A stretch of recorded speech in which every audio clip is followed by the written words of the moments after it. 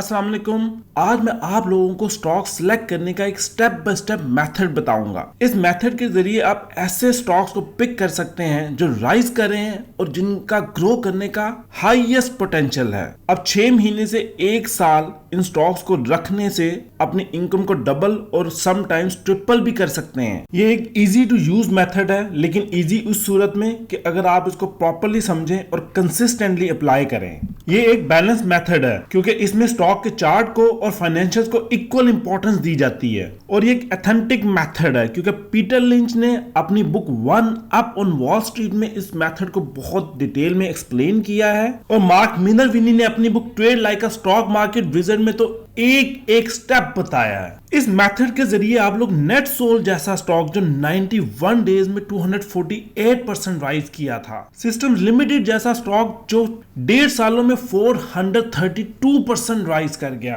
Engro polymer जैसा stock जो 2 सालों में 113% राइज किया और जिसने इंतहा के डिविडेंड दिए। इस सब स्टॉक्स को आप लोग अर्ली स्टेज पे, उनकी मोमेंटम स्टेज पे, उनकी एडवांस स्टेज में पिक कर सकते हैं।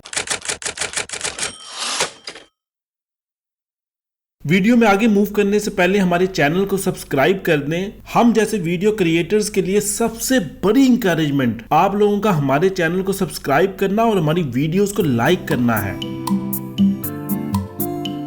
सबसे पहले investing.com की वेबसाइट पे जाएं, फिर टूल्स में जाके स्टॉक स्क्रीनर पे क्लिक करें, फिर स्क्रीनर में जाके यूनाइटेड स्टेट्स की जगह पाकिस्तान सिलेक्ट करें, फिर क्राइटेरिया में जाके पॉपुलर में जाके मार्केट कैप को सिलेक्ट करें और मार्केट कैप को 300 मिलियन कर लें, फिर वॉल्यूम और वॉलेटिलिटी में जाके वॉल्यूम को सिलेक्ट करें और वॉल्यूम को 100K कर लें, फिर प्राइस में जाएं और प्राइस में percentage change from 52 week high को सिलेक्ट कर लें, इसको छेड़ना नहीं। फिर रेशियोज में जाएं और EPS TTM versus TTM 1 year ago को सिलेक्ट कर लें। उसके बाद sales TTM versus TTM 1 year ago को सिलेक्ट कर लें। अब आप लोगों का स्क्रीनर सेटअप हो चुका है। इधर एक काम आप लोगों ने और करना है, जो सेल्स TTM वर्सेस TTM है ना, इसको आपने 10 कर लेना है, और इसी तरह EPS TTM वर्सेस TTM है ना, इसको भी आप लोगों ने 10 कर लेना है।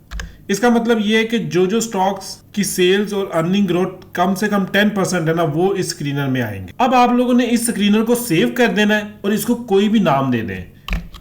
अब ये देखें, इस स्क्रीनर में हमारे पास 39 स्टॉक्स रह चुके हैं। अभी ये स्क्रीनर का सेटअप खत्म नहीं हुआ। देखें, ये वन टाइम एक्टिविटी है जो आपको फर्स्ट टाइम करनी पड़ेगी। अब आप लोगों ने इधर से सेटिंग्स में जाना है। सेटिंग्स में जाने के बाद आप लोगों ने सिंबल को अनचेक कर लेना है, मार्केट कैप को अनचेक कर लें, एक्सचेंज को अनचेक कर लें, और उसके बाद EPS को चेक कर लें, सेल्स को चेक कर लें, और चेंज फ्रॉम 52 वीक हाई को चेक कर लें। इसके बाद आप लोग चेंज फ्रॉम 52 वीक हाई को ऑर्डर में अरेंज कर लें कि ऐसे स्टॉक्स जो 52 वीक हाई के करीब हैं, नियरेस्ट हैं, वो आपके पास लिस्ट में ऊपर आ जाएं। ले जी, आपका स्क्रीनर अब सेटअप हो चुका है, लेकिन कहानी अभी खत्म नहीं हुई, बल्कि कहानी तो अभी शुरू हुई है। असल काम तो अब करने वाला है। आपके पास इस वक्त 17 स्टॉक्स आपके सामने हैं और यही हमारे टारगेट स्टॉक्स हैं। इससे ज्यादा नीचे जाने की जरूरत नहीं है। अब आप लोगों ने इस स्क्रीनर में जो भी इंपॉर्टेंट पॉइंट आपको नजर आता है ना, उसको मार्क कर लेना है और बारी बारी आपने स्टॉक को देखना है। ये मेहरान शुगर मिल्स है, इसने 75% का चेंज हुआ, यानी कि अपर कैप लग गया इसका वॉल्यूम देखें, इसका अर्निंग पर शेयर 503%, सेल्स 31%, और ये अपने 52 वीक हाई पे 0%, यानी 52 वीक हाई पे एग्जैक्टली है। इसी तरह आप लोगों ने बारी बारी हर स्टॉक को देखना है। ये लकी सीमेंट है, इधर इसमें चेंज कितना हुआ, इसकी अर्निंग ग्रोथ बहुत अच्छी है। फिर आप लोग हब पावर कंपनी को देखेंगे, इसकी किस प्राइस पे है, इसमें कितना चेंज हुआ, इसमें वॉल्यूम कितना ट्रेड हुआ, इसकी अर्निंग और सेल्स ग्रोथ कितनी है। इस तरह आप बारी बारी अटक रिफाइनरी को देखते हैं, इसमें ये नेगेटिव में गया, EPS इसका बहुत जबरदस्त राइज किया 85%। फिर बैंक इस्लामी को देखें, इसमें कितना चेंज हुआ, इसमें कितना वॉल्यूम ट्रेड हुआ, फिर अर्निंग पर शेयर इसका कितना, सेल्स ट्रेलिंग 12 मंथ कितनी है। मैपल लीफ सीमेंट फैक्ट्री को देखें, ये आज नेगेटिव रहा। फिर 23% इसकी अर्निंग ग्रोथ है, सेल्स ग्रोथ 41% है। इस तरह आपने सारे स्टॉक्स को, ये मेजान बैंक है, इसमें कितना चेंज हुआ, इसकी कितनी अर्निंग पर, इसका EPS कितना चेंज हुआ, इसका सेल्स कितनी चेंज हुई। भाई और बहनों, पैसे ऐसे ही नहीं कमाए जाते, ये थोड़ा लंबा काम है जो आप लोगों को सारा करना पड़ेगा। पहले ये जो इस वक्त स्क्रीनर आपके सामने है ना, हम लोगों ने टेक्निकल्स और फंडामेंटल्स की बेसिस पे फिल्ट्रेशन की है। तकरीबन 500 स्टॉक्स में से ये 17 स्टॉक्स हम लोग स्क्रीनर पे लेके आए हैं। ये वो स्टॉक्स हैं जिनमें हाईएस्ट पोटेंशियल है, जो मोमेंटम में भी हैं और जिनके फाइनेंशियल रिजल्ट्स भी अच्छे आ रहे हैं। हमेशा मोमेंटम वाले स्टॉक्स और जिनके फाइनेंशियल रिजल्ट्स रिसेंटली अच्छे आ रहे हैं वही ऊपर जाते हैं हमेशा। लेकिन इस स्क्रीनर को यूज करने का एक रूल है, और वो ये रूल है कि आपको इसको हर रोज या हर वीक कंसिस्टेंटली मॉनिटर करना है। आपको हर रोज देखना है कौन से स्टॉक्स नीचे जा रहे हैं, कौन से स्टॉक्स ऊपर आ रहे हैं। आप इस स्क्रीनर को मिस नहीं कर सकते। अगर आप लोगों ने स्क्रीनिंग करना छोड़ दी तो ट्रैकिंग मिस कर देंगे। बहुत सारे अच्छे स्टॉक्स जो ग्रोथ कर रहे हैं वो मिस कर जाएंगे आप लोग। लेकिन काम तो अभी भी खत्म नहीं हुआ। सबसे अहम काम अब आप लोग करने जा रहे हैं। इस स्क्रीनर में जिस स्टॉक में आपको ज्यादा पोटेंशियल नजर आएगा ना, जिसकी मूवमेंट, प्राइस चेंज अच्छा है, वॉल्यूम अच्छा है और अर्निंग अच्छी है, आप लोगों ने उस स्टॉक को ओपन कर लेना है।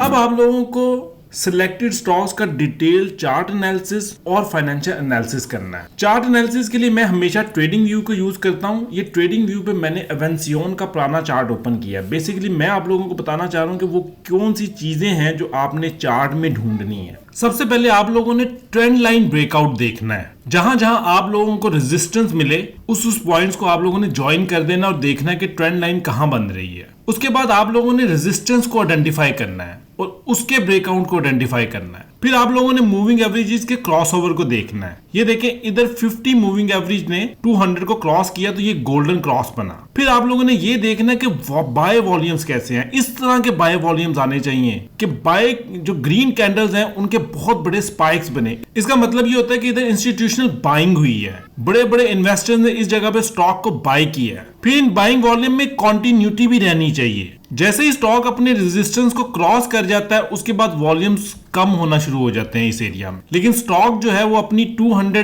डे की मूविंग एवरेज और 50 मूविंग एवरेज के ऊपर रहता है। इधर एक बात समझ ले, कभी भी किसी ग्रोथ स्टॉक को जिसको आपने 6 मंथ्स 1 ईयर होल्ड करना है, कभी भी टेक्निकल्स की बेसिस पे नहीं उठाया जाता, बल्कि उसके साथ ही उतनी ही इंपॉर्टेंस फंडामेंटल्स को दी जाती है। ये देखिए, ये एवेंसियोन के फाइनेंशियल्स हैं।